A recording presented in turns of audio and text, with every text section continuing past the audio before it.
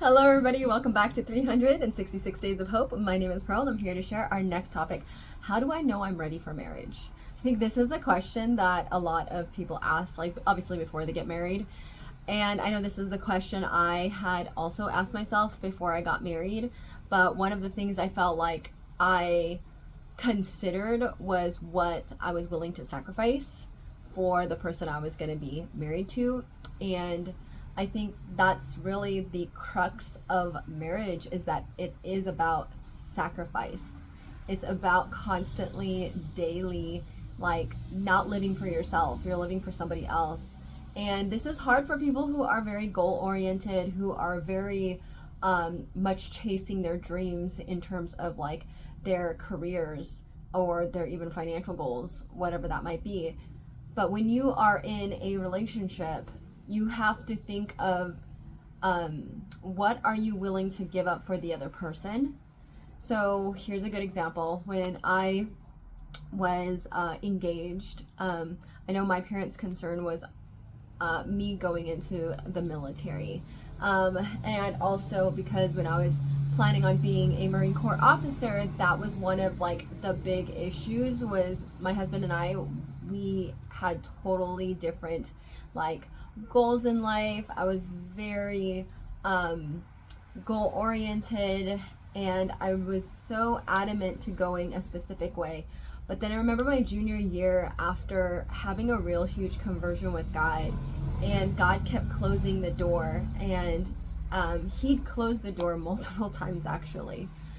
He had closed the door, like I said, like 12 times for me to go into the military, and I was still fervent about trying to get in.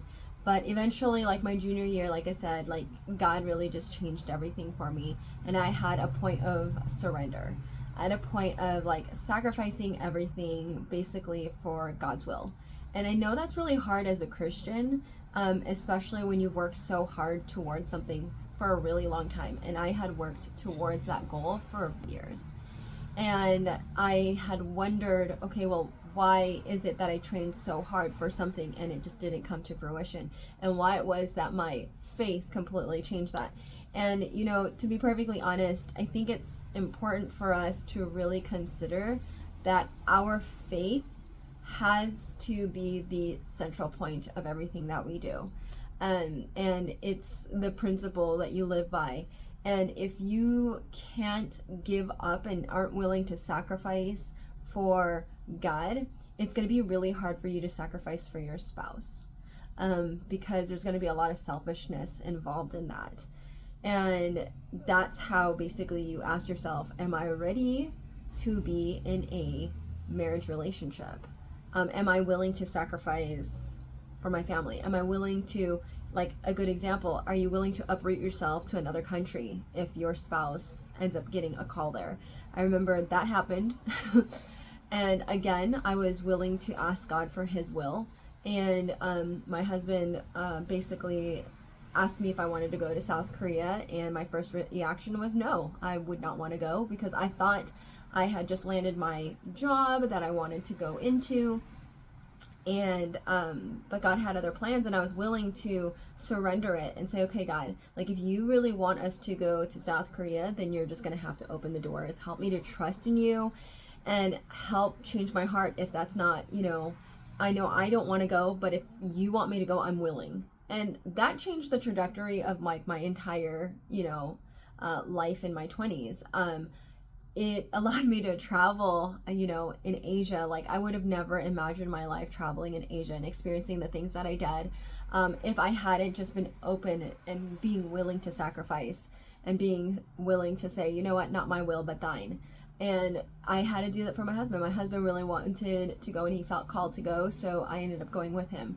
That's a sacrifice. You have to think about, okay, well, what about, uprooting? Like we've uprooted multiple times, and those were not easy uproots. Those were constant life-changing events for us, because you're not only changing your environment, you're changing your friends, you're changing, your day-to-day habits, your lifestyle, everything. And it gets affected on where you live, what you have access to. And I always tell people, if you feel that you want to get married, be ready to think about what you value and think about what you're willing to sacrifice for your spouse. This could also include changing, how your life is going to be in terms of, whether someone decides they want to be a stay-at-home wife or whether someone decides they want to open up a business.